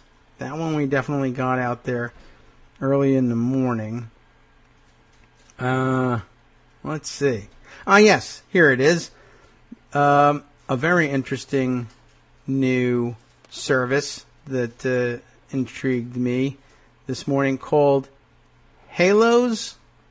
Yeah, that was the name of the app being launched by some gun enthusiasts. Sort of an interesting angle. It's taking forever to come up here. I wonder if we might be able to find it. But you can follow along with the news about Halos or Halos Force. Not even sure what force is supposed to mean in all of this. On their Twitter account, which is Halos Force, HALOSFORCE, no spaces or anything. And they've got embedded in here and linked, but it's just not wanting to load. Although I wonder whether my tweet this morning had anything to do with it. No, probably not, because here it comes now. Halos Force, this is on the PR web, so I don't think anybody has picked this up as a genuine news story yet. This is something that you can post your own press release on PR web. Halos Force, not sure what that's supposed to mean, releases mobile application displaying location of individuals with concealed handguns. What? That's tyranny. Oh, to deter crime. Oh, it's freedom. Gosh, all that's what stands between tyranny and freedom. It's just a couple of words can make all the difference. Halos Force LLC releases a new mobile application for the concealed handgun carry community. It's for you. It's not against you. See?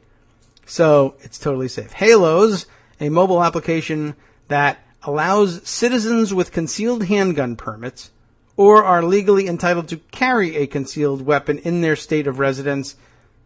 That is to say, where there's constitutional carry. So it's not limited to people with concealed handgun permits. It's also open to people who carry concealed weapons in states that don't require permits to carry concealed. You see, we're inclusive of everybody. It allows you to anonymously and approximately represent themselves on a mobile device. And this new app has launched, designed and produced by Halos Force LLC. I don't really understand the use of the word force in there. Users join the Halos community and elect to be represented in several different ways on a heat map, revealing areas of high and low concentrations of concealed carry permit holders in the immediate vicinity of its users in real time. Halo, of course, we do know that, for instance, Uber is at least accused of manipulating its algorithm such that they always make it look, no matter where you are, when you pick up your phone and open the app and say you're perhaps interested in picking up a ride, they always make it look like magically there's cars somewhere near you so that you don't give up and try something else, even if there are no cars near you. The whole idea, of course, of the app is it locates you, and then it has to draw pictures of cars on the map near you in order to make you think that there's a car nearby. So it just draws one and says, yeah, he's 5 minutes away. And even if he isn't 5 minutes away, you call for the car. If it takes 15 minutes for the car to get there, they just say, I don't know, we had some kind of trouble, blah, blah, blah, never admitting. The driver wouldn't know, but even if he did, he wouldn't tell you, yeah, I was 15, 20 minutes away the whole time. We just draw pictures of cars that say they're 5 minutes away from you so that you'll book us. Yeah. Anyway, I guess the same thing could be done by Halos, but of course they're really super duper honest and patriotic, so they would never do anything like that. So, Halos founder Dan Cook said, with Halos, one can now post a giant warning sign for those contemplating violence and also checking their phones. Halos maps illustrate not only where the good guys are or are not, which of course means that you can use Halos to identify places where you'll want to perpetrate crimes. And of course, first person that does that, the victims can go right ahead and sue Halos Force LLC for their losses. But Halos maps illustrate not only where the good guys are or are not, but how many are present. We believe that this will create a halo, get it, now we go, effect of safety for our users and deter criminals where there are high concentrations of gun-carrying citizens. So remember, thieves, if you're thinking of perpetrating a crime, remember to log on to Halos and find out whether you think you're going to be safe in doing it or not. Of course, all it really tells you is that the person who owns a concealed carry permit or owns a gun has remembered to bring their phone with them, not whether they have actually brought their guns with them. For instance, I'll bet that Halos will tell you that Busch Stadium in downtown St. Louis, Missouri is practically filled to capacity with concealed carriers, whereas we know that the reality is that there are no concealed carriers inside, or there ought not to be any concealed carriers inside Busch Stadium, and all their guns are in the truck outside, clearly marked. Good luck trying to shoot your way through the armed guards there. But then again, using the magic of the internet, you're remotely, I guess, offering up the opportunity to not crowdsource, but flash mob that robbery. And you could probably put together a gang of, if 25, 30, or even 100 local brigands were to log on to Halo and then use I wonder if they would have some onboard communication system or another, but they could certainly use some other outside third-party communications device. and say, well, if 25 of us got together, we could probably outgun the guys on the truck. And, I mean, the truck is full of guns, so it'd probably still be a good haul for each of us if we could just take care of that. But on the other hand, it's probably still just better if we all freelance it in the parking lots on the other side of the stadium. Anyway, I don't want to give away too many tips about how to steal however many guns there are down there. The real idea is to tell you how safe you're all going to be with halos. Now, I did have the suggestion made in the tweet that brought this to my attention this morning, and if I can find the original, here it is. Jared Cram sent me this one. JS Cram, ready for some numbers? JS Cram 3254. If you'd like to follow along, he asked me had I seen this thing. He said, seems like a good app for people looking to avoid being around gun fail. And that would absolutely be true if you were looking to stay away from people who might accidentally shoot you while shopping with those things, and inadvertently.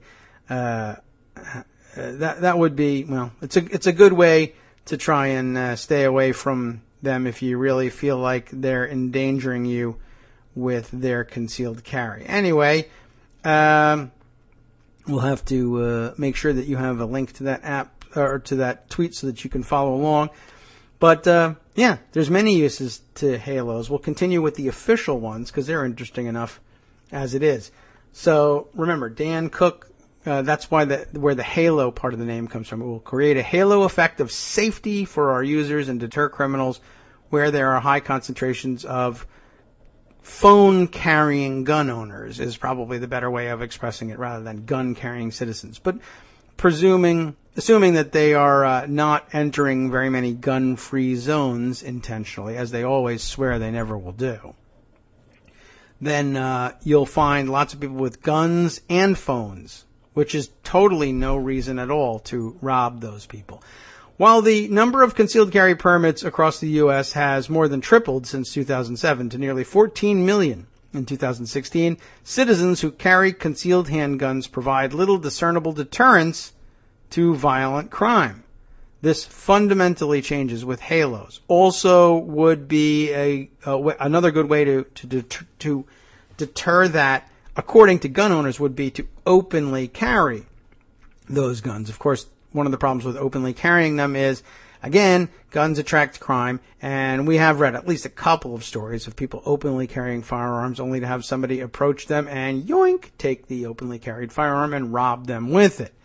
But the solution to that, of course, is carry 6 or 7 guns, some of them openly, some of them concealed, and that way, when somebody steals your first gun, you can draw your second gun and shoot them with that. Another good idea, sometimes advocated by the NRA, simply shoot anyone who approaches within 25 feet of you on the street. And if it turns out that they were unarmed, you say, I felt threatened. And I think in some states, you're just supposed to be able to, I think they deputize you right on the spot. Maybe even some places will just make you chief of police, depending on how many people you kill. That, of course, all terrible advice. Don't take it. I'm just kidding. So that's how you can fundamentally change the equation. The big problem, as Dan Cook sees it, with concealed carry is not enough people are on notice that you are willing to kill them with concealed carry. So they want to put out in the open not the guns, but a smartphone signal that criminals who check their apps before perpetrating crimes will be able to see. Of course, this is really more about gun owners, I don't know what, I guess making themselves feel good about being around other gun owners, maybe. I can't imagine that it ever really reaches the level where even career criminals say, I really got to get this app, unless they really do start just targeting those guns and stealing them. It would be very interesting to see if that ever happened. Carry permit holders, the press release continues, are accustomed to carrying concealed. So Halos members have several options and tools to manage the degree of their visibility, and that does sound wise, and protect visibility to others and protect their identity. They say take a look at the Halos map that's provided to see what sorts of options you have. The degree to which a member chooses to obscure their identity directly correlates with both the safety of an area as communicated to other directly correlates with both the safety of an area as communicated to other users and Halo's deterrent value. That doesn't really make very much sense to me. Leveraging the premise that there is safety in armed numbers, a virtually connected group of handgun-carrying citizens can collectively telegraph to the criminally inclined but smartphone capable that they are entering an armed area and potentially prevent crime before it even begins. This changes the dynamic of concealed carry from that of self-defense to both self-defense and deterrence. Halo's membership is currently restricted to those who possess a state-issued concealed carry permit or individuals who reside in a constitutional carry state. That will prevent those of you who are thinking of faking it for your own safety from doing so. You can't simply register and say, I have a gun, and put a halo around me on this map, so if there's any criminals around here thinking of robbing me and they check the map, they'll see I'm armed, and so therefore they shouldn't be criminally attracted to my gun, and they'll totally leave me alone. But basically, they're building in a rule that would say prevent you from hanging a sign out front that says this property protected by Smith & Wesson unless you really had a Smith & Wesson. How they'll validate that, I'm not really sure. Maybe the registration asks for your license number in order to register, unless you say you live in a constitutional carry state, and I guess they can geolocate you. Now, how do you deal with somebody who says, I live in a constitutional carry state, but I'm visiting friends in a regular non-constitutional carry state, and he told me about this app. When I go home, I will totally be able to register for this as a constitutional carry person. If you live in a constitutional carry state, I guess you can say, I don't need to give you, or I can't even give you a number on my permit, so you'll just have to let me slide. And I guess if the app geolocates you in one of those states, it'll have to let it go. So here's the ways around it. Go to one of those states, register for halos, say it's constitutional carry, and then trace yourself around, and everybody will be totally fooled. You'll have baffled the system. You've spoofed the system. And then they'll all target you and kill you, I guess, because they'll be so offended that you dared to challenge their concept. Let's see, what else do we have here? Halo's membership, right, is currently restricted, which is totally unconstitutional or something, right? If it's bad for us, it's unconstitutional. Halo's is available on the iTunes Store today, and an Android version will be released soon. I don't know whether they're long for those systems or not. Membership is free to the first 100 people in each state. After that, members will pay $1.99 a year. In the near future, Halo's will offer a view-only version to the general public for an annual fee as well. I wonder how many people are going to join and pay that fee, or even think it's a good idea. It's interesting, to say the least. To me, from the perspective of one, just really. So let me get this right. It's a system of electronically registering and tracking concealed, quote unquote, concealed guns all over America, or indeed all over the world. But you're good with it because the guy who designed it says he loves guns.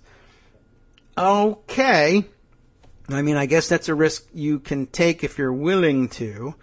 But that wouldn't take very much to sow the seeds of paranoia among the target audience there and probably turn them off to it. I wonder if only there was someone who had some sort of radio show or access to following on Twitter who could plant those seeds, then you'd really be onto something. But of course we don't have that, and so we're really not onto anything. I just find it interesting.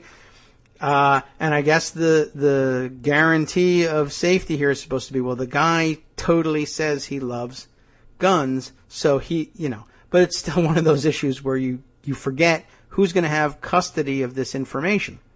Dan Cook doesn't retain custody of this information. whatever he says his privacy policy is.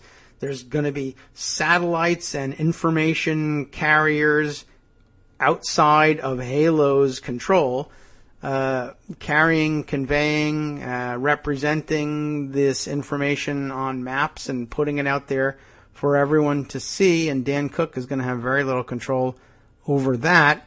So I guess the question you have to ask yourself is, besides do you feel lucky, is do you feel like the Google and the internets in general cares that you totally wanted to keep that information among yourselves, gun owners, and the Halos community?